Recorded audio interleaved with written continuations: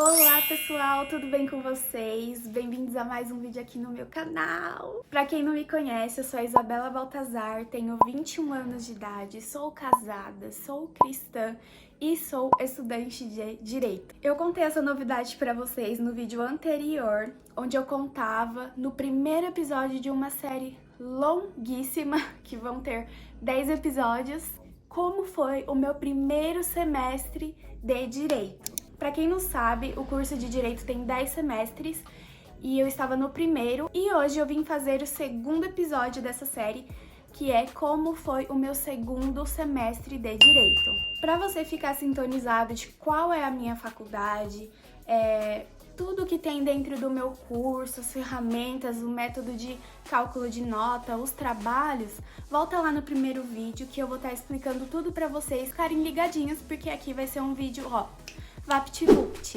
Então, se você é estudante de Direito, ou se você quer ser estudante de Direito, ou se você caiu aqui de paraquedas, vamos comigo para esse vídeo que vai estar bem interessante, vai esclarecer muitas suas dúvidas. Então, bora pro vídeo. Esse primeiro semestre de 2023, eu estava no segundo semestre da faculdade. Como eu falei, são 10 semestres ao todo do curso, que somam 5 anos. Então, eu estava completando o primeiro ano do curso.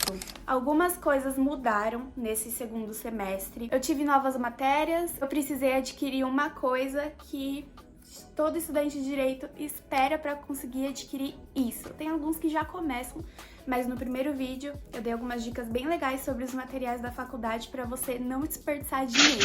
Eu já vou adiantando que essa coisa que eu comprei é o tão famoso Vademecum, que os estudantes de Direito usam, né? O que é o Vademecum, gente? É um livro desse tamanho, dessa grossura, e ele é muito pesado. Ele tem as principais legislações do Brasil. Então aqui você pode encontrar, diversas legislações que você precisa usar no seu curso. Nesse livro gigante você pode encontrar a Constituição Federal, os códigos civil, de processo, penal, processo penal, enfim. A consolidação das leis trabalhistas, CLT, estatutos, legislações complementares, regimentos internos e súmulas. Então isso aqui é um livro completo. Por que os estudantes de Direito compram esse livro completo? Para você não precisar ficar carregando de código em código na sua bolsa. Porque as aulas, elas são muito dinâmicas. Ao mesmo tempo que você precisa olhar um artigo no Código Civil, você também vai precisar olhar esse artigo na Constituição Federal. Então, para você não ter que levar o Código Civil e a Constituição Federal, principalmente se você não gosta de usar celular para visualizar os códigos, que é o meu caso, ter isso aqui é um pé na roda, tanto para você estudar em casa, tanto para você levar para a faculdade, porque você consegue ter tudo num toque só. E aí ele veio com 2 separadores para você marcar as partes que você vai ler, enfim. Eu comprei esse semestre e eu já vou falar por que eu senti necessidade de comprar o Vademecum. Como eu falei, no meu primeiro semestre as matérias elas eram muito teóricas, então a gente tinha introduções sobre o que ainda estava por vir. Ótimo, válido, foi o que me ajudou bastante a entender as matérias desse semestre, que foi quando a gente começou a entrar mais na prática. Nesse semestre eu tive 4 matérias presenciais, ou seja, eu tinha que ir para a faculdade em 4 dias, porque cada dia é uma matéria em específico, então você tem a sua aula, que no meu caso era das 7 às 10 de uma matéria só, não tínhamos 2 matérias separadas por um intervalo. Essas matérias eram Teoria da Empresa, Ilícito de Culpabilidade, Processo Civil e Fatos em Negócios Jurídicos. Teoria da Empresa foi uma matéria nova que apresentou pra gente uma nova área do direito, que é o direito empresarial. Foi quando a gente começou a ver algumas definições sobre direito empresarial. Essa matéria eu posso incluir ela na classificação de teórica, como aquelas do primeiro semestre, que explicava o que é cada coisa para você conseguir entender quando você for entrar a fundo nos códigos, né?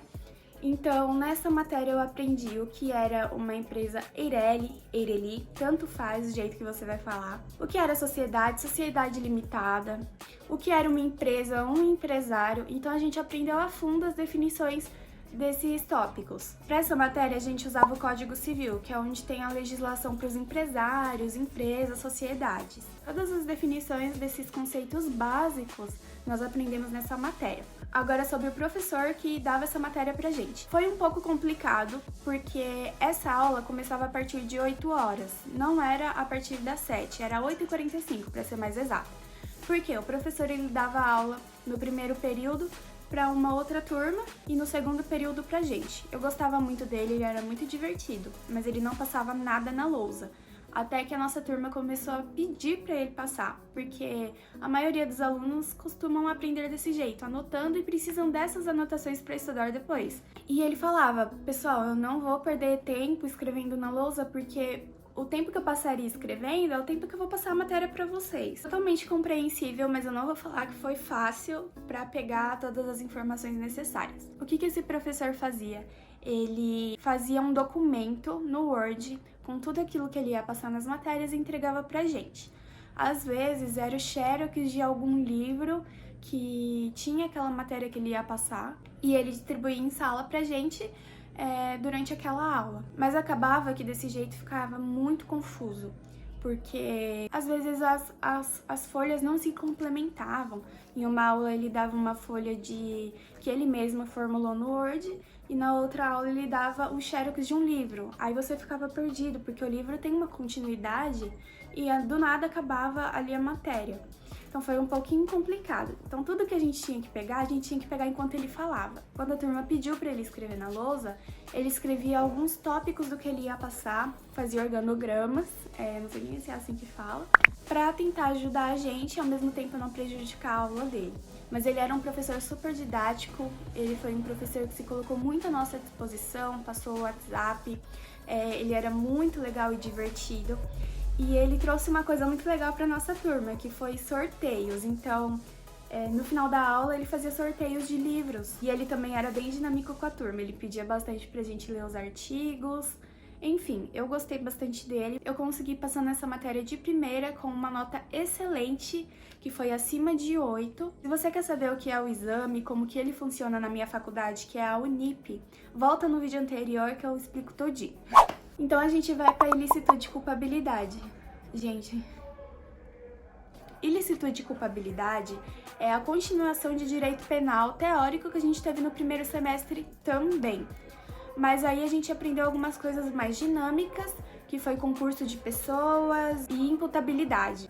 Essa foi a matéria que eu mais peguei, gente, mas tem uma curiosidade que eu vou contar pra vocês no final que vocês não vão acreditar, assim como eu. Voltando. Direito penal é uma área muito legal, que a maioria dos alunos gostam, né? Porque tem mais ação. Eu gosto muito de direito penal, não nego. E a gente só viu algumas introduções. Esse professor, ele é um professor excelente. Ele é simplesmente impecável. E como que é a didática de aula dele? Ele escreve tópicos na lousa e ele dá aula desses tópicos. Então ele só acaba a aula quando ele tiver visto todos esses tópicos. Gente, esse barulho tá impossível. Enfim. Então esse professor escrevia esses tópicos e conforme ele ia vendo, ele ditava a matéria. E eu anotava tudo. Meu caderno dele tá completo. Chegou na véspera da prova, eu fui estudar. Então eu fiz a mesma coisa. Eu peguei o meu caderno que tava com anotações, peguei um caderno à parte pra eu fazer as anotações da matéria. Gente, a matéria da primeira prova era imputabilidade. Era uma matéria maravilhosa que eu peguei assim, se você me perguntar, eu sei responder tudo. Mas quando eu fui fazer a prova, eu fiz normalmente, eu achei que eu tinha arrasado. Quando eu fui ver, eu não tirei uma nota boa. E eu fiquei muito triste, muito triste. Mas foi uma nota vermelha, não tão ruim. Mas eu fiquei frustrada, porque eu estudei bastante e eu sabia da matéria. E aí, na segunda prova, eu estudei muito também, que foi concurso de pessoas. E quando eu fui fazer a prova, o ônibus atrasou. E quando eu cheguei, a prova tava tão fácil que 10 minutos de prova já tinha saído aluno da sala. E eles todos comemorando. No dia de prova, quando alguém sair da sala, o professor já não deixa mais ninguém entrar, porque corre o risco da outra pessoa contar o que teve na prova. Então já tinha saído gente, o professor falou, você vai precisar fazer a substitutiva. Eu fiquei muito triste. porque se a prova tava fácil, o conteúdo tava fresco na minha cabeça, eu ia tirar uma nota boa e ia conseguir recuperar a nota que eu não tirei na primeira prova. Então eu voltei pra casa super chateada, mas eu falei, tá bom. Chegou o dia da prova, cheguei no horário, tinham poucas pessoas fazendo a substitutiva e eu fiz confiante de que eu tiraria uma nota boa. Essa prova substitutiva, por algum motivo, estava igual à outra prova que ele tinha dado uma semana antes. E o pessoal mandou a correção dessa prova no grupo. E pelos meus cálculos, eu iria tirar no mínimo 8. Esse professor, ele é excelente, ele lança nota no outro dia. No outro dia, a nota já estava lá e eu tinha tirado, acho que 5. Gente, eu fiquei muito triste. Meu Deus. E eu ia pra exame, e era a primeira vez que eu iria pra exame, porque no outro semestre eu não tinha pego nenhum exame. E eu corrigi novamente a minha prova, e eu vi que tava certo, eu ia tirar no mínimo 8 sim. E aí a minha chance pra não fazer exame era ir na vista de prova, porque eu achei que ele tinha talvez corrigido a minha prova errado, não sei. Eu fui na vista de prova, chegando lá eu não consegui ter acesso à minha prova, porque a vista de prova é referente à prova normal. A substitutiva ia acontecer depois do exame, então de qualquer forma eu faria o exame. Então eu fiquei bem chateada, bem apreensiva, porque se você não for bem no exame, você fica de DP. E aí chegou o exame, eu fiz o exame e consegui tirar o suficiente para eu passar. O exame não tava fácil, mas eu consegui, gente. Foi aliviante, mas eu fiquei um pouco frustrada, assim, não vou mentir. Agora vamos às matérias que eu tive. O que é a imputabilidade? É a capacidade de um agente receber a culpa, né? Então, por exemplo, eu cometo um crime, eu sou Isabela, tenho 21 anos, tenho sanidade mental, eu sou imputável.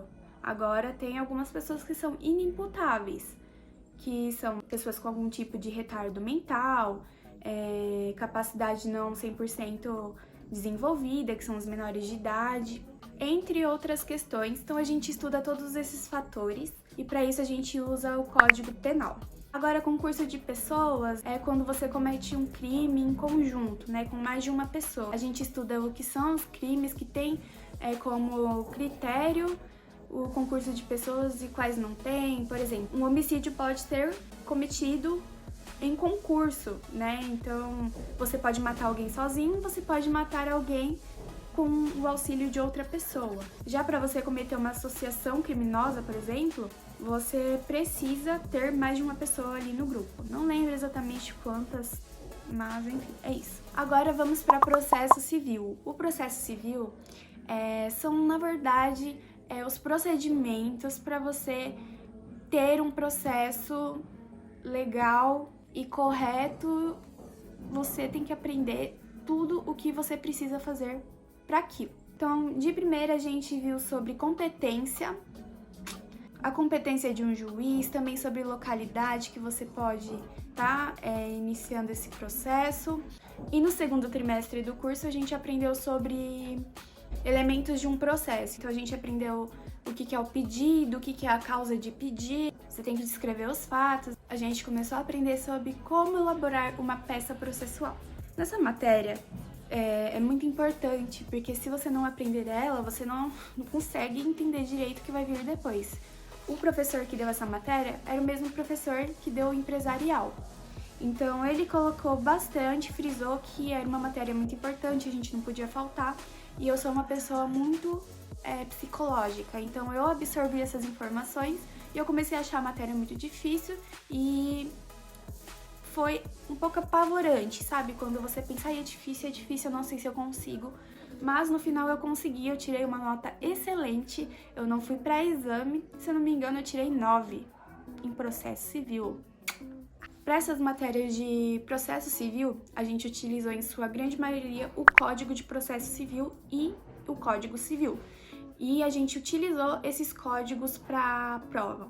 Então, foi a primeira vez no curso que eu utilizo um código para a prova Exatamente. E por último, a gente tem fatos e negócios jurídicos, que foi a minha professora de civil que me deu do semestre passado. Ela é excelente, uma didática excelente, ela escreve tudo na lousa, ela explica muito bem.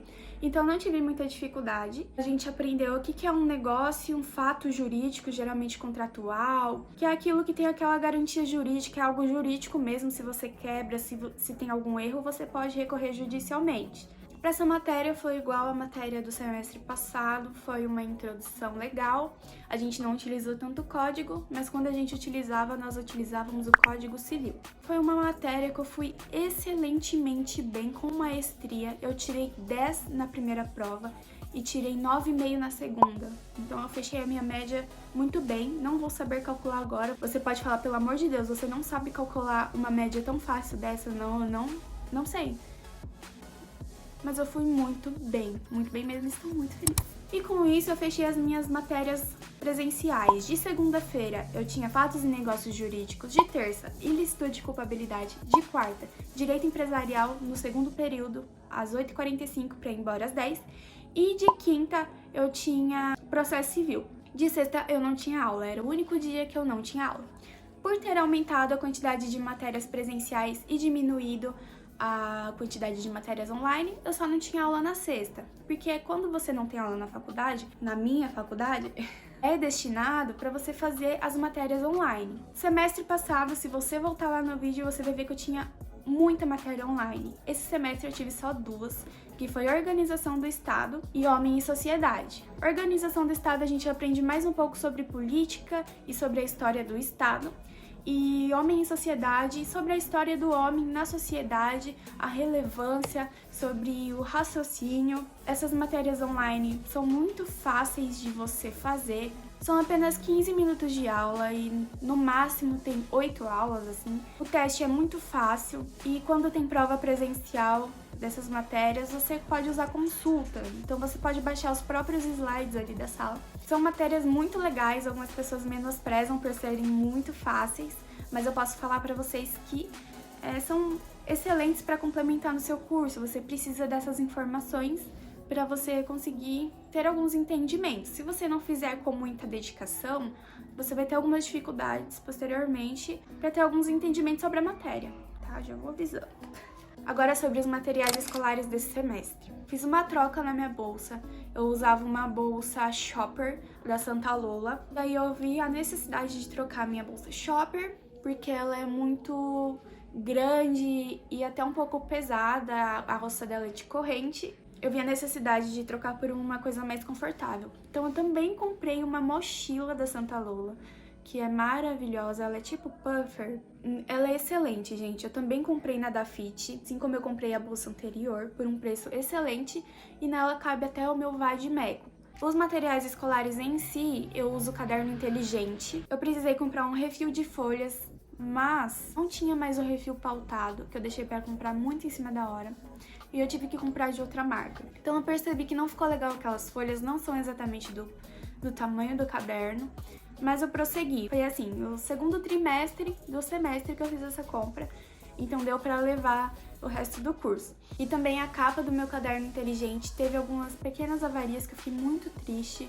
Eu sou muito cuidadosa, mas infelizmente aconteceu ter alguma mancha de caneta que não sai. Eu fiz a compra de um outro caderno inteligente de um tamanho menor para eu utilizar como agenda, como anotações extras, e me ajudou bastante também. Mas para esse terceiro semestre promete.